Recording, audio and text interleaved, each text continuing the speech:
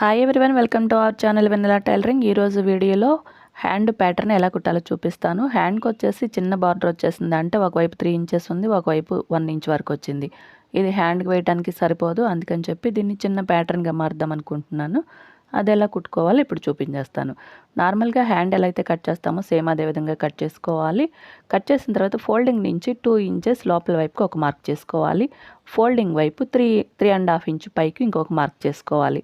ఇది మనం ప్యాటర్న్ ఎంత సైజు పెట్టాలనుకుంటున్నాం దాన్ని బట్టి మార్క్ చేసుకోవాలి. మీరు ఇంకొంచెం ఎక్కువైనా కూడా మార్క్ చేసుకోవచ్చు. ఈ పీస్ కట్ చేసేసుకోవాలి. ఈ పీసు చూడండి, ఈ పీస్లో మనకి ప్యాటర్న్ వస్తుంది. ఈ పీస్కి రెండు వైపులా కూడా కుట్లు పడే చోట ఒక 1/2 ఇంచ్ ఎక్స్ట్రా కట్ చేసుకోవాలి.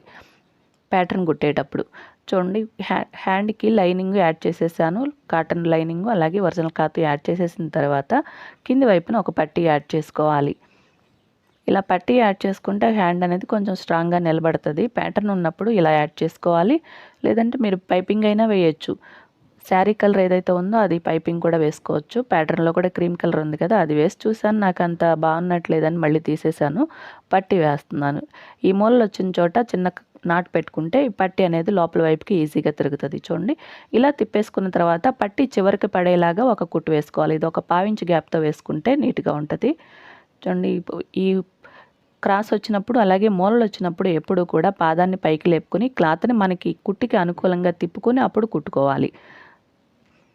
మూలలు వచ్చినప్పుడు సూదిని కిందకి దించుకోవాలి. చూడండి, ఈ మూలలు వచ్చినప్పుడు ఇలా సూదిని కిందకి దించుకొని తిప్పుకుంటేనే నీట్గా వస్తాయి షేప్ అనేది. మొత్తం రెడీ అయిపోయిన తర్వాత నేను ప్యాటర్న్కి ఆల్రెడీ క్లాత్ యాడ్ చేసేసాను. కింది వైపున దానికి ప్యాటర్న్ క్లాత్కి మాత్రమే పైపింగ్ వేశాను. ఇలా సెట్ చేసుకుని కదిలిపోకుండా పిన్నుతో సెట్ చేసుకోవాలి. ఈ చివరి నుంచి అంటే 1 పాయింట్ గ్యాప్తో కింది వైపున ఇంకొక కుట్టు వేసుకోవాలి.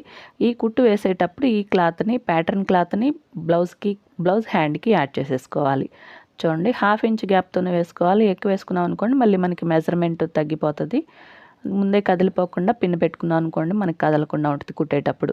ఈ పిన్ తీసేసుకుని సెంటర్ వరకు వచ్చే వరకు పిన్ తీసేసుకుని సెంటర్లో ఇలా తిప్పుకుంటూ మళ్ళీ ఇంకొక వైపును కూడా సేమ్ ఇదే విధంగా కుట్టేసుకోవాలి.